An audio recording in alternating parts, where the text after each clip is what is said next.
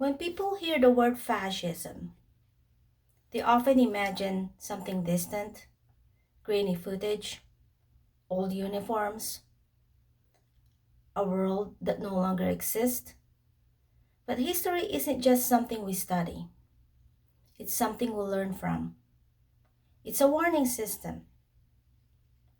And today, I want to talk about what history teaches us about authoritarian movements, how communities resist them, and why solidarity still matters. Let's start with the history. In the early 20th century, fascist movements in Europe, especially in Germany and Italy, rose to power by controlling information, suppressing dissent, and isolating communities. Historians describe fascism as a system built on silencing opposition, restricting civil liberties, glorifying the state, punishing those who speak up, creating fear within communities. Many people inside those systems believed they were doing the right thing because their entire environment was designed to prevent critical thinking. Historian Ian Kershaw wrote, "The road to Auschwitz was built by hate, but paved with indifference." Silence wasn't neutral. Silence was the oxygen authoritarianism needed to grow. Now, here's what changed after World War II.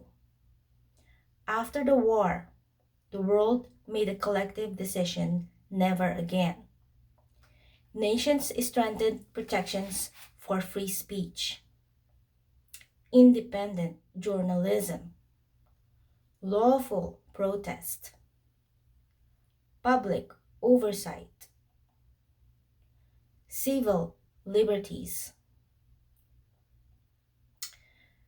The Universal Declaration of Human Rights was created because the world had seen what happened when people are silenced. Modern democracies aren't perfect, but they are built with pressure valves, ways for communities to speak, organize, and hold institutions accountable. When people speak up today, they do so with the weight of history behind them. Let's bring this into the present. Many people today feel afraid to run errands, anxious about public spaces, overwhelmed by political tension, uncertain about their rights, worried about their families. Fear is not a personal weakness, fear is a human response to uncertainty. But history shows something else too. Fear becomes manageable when people know they are not alone. During the civil rights movement, communities protected each other through networks of solidarity: churches, neighbors, student groups, legal advocates, and journalists. They didn't defeat authoritarian pressure through violence. They defeated it through connection, documentation, and collective courage. So, what does solidarity look like today? Solidarity today does not mean confrontation. It does not mean putting yourself in danger. It does not mean acting outside the law. It means staying informed, supporting your neighbors, sharing verified information, contacting community organizations, engaging with local leaders, using lawful channels to report concerns, documenting events only when it is safe and legal to do so. Your safety matters Your life matters. No moment is worth risking harm. And here's why solidarity still works. Authoritarian movements rely on isolation. They rely on people believing they are alone, powerless, or afraid to speak. But history shows the opposite. In Nazi-occupied Denmark, citizens protected Jewish neighbors through coordinated community action. In Eastern Europe, underground networks preserved banned literature and journalism.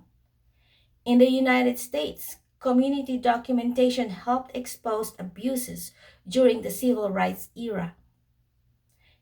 Every one of these movements succeeded because ordinary people acted together, not recklessly, not violently, but collectively and courageously.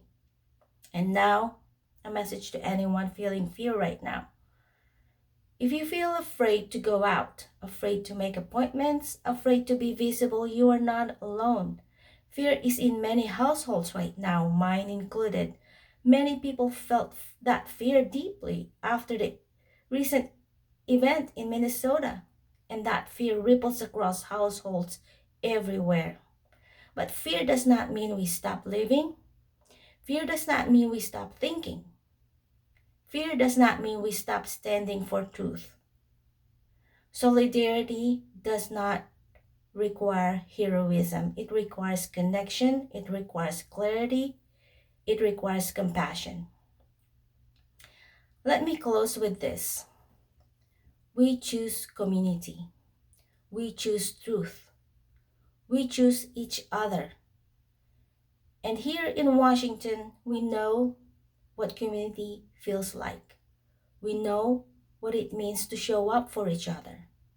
In storms, in uncertainty, in moments where courage matters more than comfort. That's part of our culture. It's part of our identity. It's who we are. So, as we stand together for truth, for dignity, for each other, I'll say what every Washingtonian knows by heart.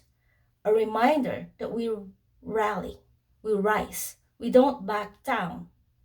Go Hawks! My name is Sherilyn. I stand in solidarity for truth. This is my civic duty.